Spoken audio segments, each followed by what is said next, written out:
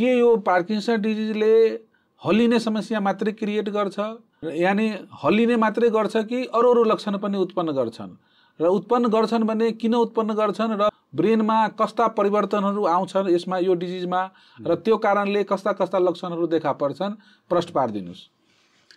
पार्किन्सनको मुख्य चाहिँ यसको चाहिँ हामीले मोटर सिम्पटम्स जुन चाहिँ बिरामी आफैले पनि सुरुमा फिल गर्न सक्छ र बिरामीको फ्यामिली मेम्बर्स र या बिरामीको साथीभाइहरू या चाहिँ पब्लिकले बिरामीलाई देख्दाखेरि चाहिँ त्यसको सिम्पटम्सहरू फिल गर्न सक्छ, जसमा चाहिँ ट्रेमर जुन चाहिँ काम्ने प्रक्रिया छ, जुन चाहिँ अब बिरामीले विभिन्न समय समयमा चाहिँ बढ्ने होइन, त्यो हिसाबले चाहिँ लक्षण चाहिँ अरूले चाहिँ थाहा पाउन सक्छन् र युजली चाहिँ काम्ने समस्या देखिने बित्तिकै पार्किन्सन हो कि भन्ने एउटा चाहिँ सोचाइ छ। त्यो पनि मुख्यतः यसमा काम्ने लक्षण नै धेरै मात्रामा धेरै बिरामीमा देखिन्छ, तर पनि अब यो बाहेक काम्ने बाहेक पनि अरू लक्षणहरू जस्तै अब जिउहरू कक्रक्क हुने र जसले गर्दा चाहिँ बिरामीलाई चाहिँ आफ्नो दैनिक हिँड्ने ओर्ने बस्ने होइन विभिन्न आफ्नो कामहरू गर्ने गर्दाखेरि चाहिँ त्यसले चाहिँ सुस्तपना गर्ने र त्यसले चाहिँ दुखाइ गराउने यस्तो खाले चाहिँ कक्रक्क जिउ कक्रक्किने र हात खुट्टाहरू अलिकति कक्रक्केर त्यसले चाहिँ कामलाई चाहिँ अझ गाह्रो गराउने यस्तो खाले चाहिँ लक्षणहरू चाहिँ ट्रेमर बाहेक पनि देखिन्छ। यस साथै सुस्तपना, जस्तो अब बिरामीको हरेक अङ्गहरूको चाहिँ आफ्नो कार्यशैलीमा चाहिँ सुस्तपना ल्याउनु छ। जस्तै अब सामान्यतः हामीले सुरुमा देखिने चाहिँ हिँड्ने प्रक्रियामा र अब बिरामीले चाहिँ गर्दाखेरि आफ्नो दैनिक काम गर्दाखेरि अब खाना खानेदेखि लिएर लेख्ने इभन अब बोल्ने र कुनै पनि कुराको चाहिँ प्रतिक्रिया दिँदाखेरि त्यो हिसाबले अलिकति स्लोनेस चाहिँ हामी देख्न सक्छौँ, जसमा चाहिँ बिरामीले जस्तो आँखा झिम्काउने प्रक्रिया पनि अलिकति थोरै मात्रामा झिम्काउने गर्दछ।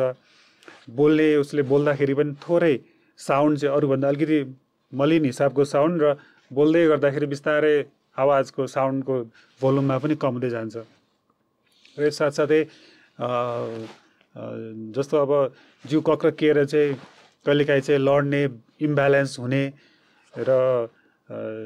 ढाडहरू दुख्ने, जिउ दुख्ने, जसले गर्दा चाहिँ निन्द्रालाई बिथोलिने, यस्तो प्रकारको चाहिँ यो मोटर सिम्पटम्सहरू चाहिँ प्राय पार्किन्सन पेसेन्ट्समा देखिन्छ। अब यो मोटर सिम्पटम्स बाहेक चाहिँ अरू नन मोटर सिम्पटम्स भन्छौँ हामी, जुनमा चाहिँ पेसेन्ट्सको चाहिँ अब बिर्सिने समस्याहरू, कुराहरूलाई बिर्सिने, कुराहरूलाई म्यानेज गर्ने, त्यो प्लानिङ गर्ने, त्यो कुराहरूमा पनि अलिकति स्लोनेसहरू देखिन सकिन्छ। त्यसका साथै कन्स्टिपेसन जुन चाहिँ एउटा पेट सम्बन्धी युजली यो लक्षण छ र यो पार्किन्सन रोग लाग्नु एक दशक 2 दशक अगाडिदेखि नै यस्ता लक्षणहरू चाहिँ एउटा चाहिँ सङ्केतको रूपमा या चाहिँ पार्किन्सनको सुरुवाती रूपमा पनि देख्न सकिन्छ। यसका अरू लक्षणहरू जस्तै अब स्मेल जुन अब हामीले चाहिँ सुँघ्ने शक्ति पनि पार्किन्सनमा चाहिँ अलि सुरुदेखि नै क्रमिक रूपले कम भइरहेको हुन्छ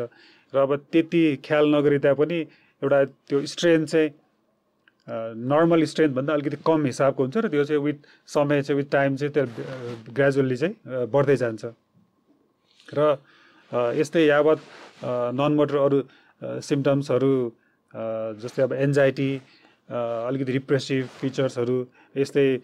मनोचिकित्सक हिसाबको चाहिँ लक्षणहरू पनि यो सँगै देख्दै जान्छ। सो समग्रमा हामीले के देख्यौँ भने पार्किन्सन डिजिजमा चाल सम्बन्धी यानी मोटर सिम्पटम्सहरू या मोटर लक्षणहरू देखा पर्छन्। त्यति मात्रै हैन, नन मोटर लक्षणहरू पनि उत्तिकै उपस्थित हुन्छ। तर हामीले बिरामीलाई चाहिँ मोटर सिम्पटमबाट डायग्नोज गर्ने कोसिस गर्छौँ,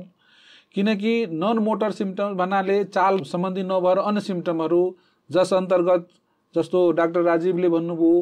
चाहिँ के अरे सुँघ्ने शक्तिमा कमी हुने, निन्द्रामा चाहिँ जुन सपना देख्छ बिरामीले त्यो सपनामा चाहिँ जुन रिएक्सन दिन्छ त्यस्तो खालको हातगोडा फाल्ने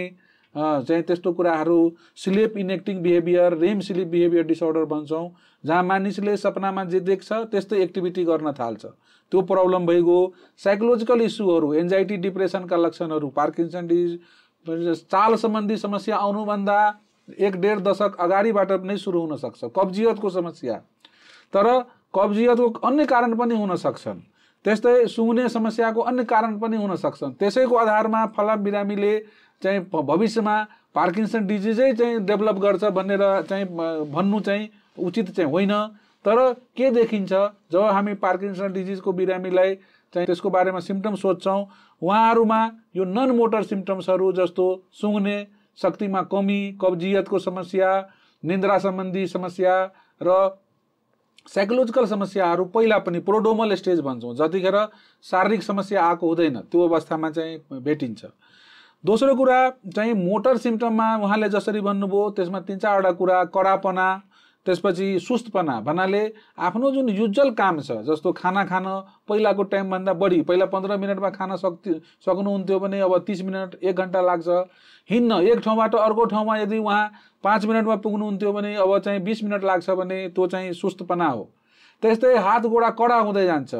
शरीर चाहिँ असन्तुलित हुँदै जान्छ भन्नाले थोरै पनि अब हिँड्दा हिँड्दै अब्स्टेकल आयो भने बिरामी चाहिँ असन्तुलित भएर लड्ने सम्भावना हुन्छ। र अर्को चाहिँ काम्ने समस्या, त्यो चाहिँ काम्ने समस्या हातबाट सुरु हुन्छ, प्रायः जसो एक साइडबाट सुरु हुन्छ, कसैको चाहिँ खुट्टाबाट काम्न सुरु हुन्छ।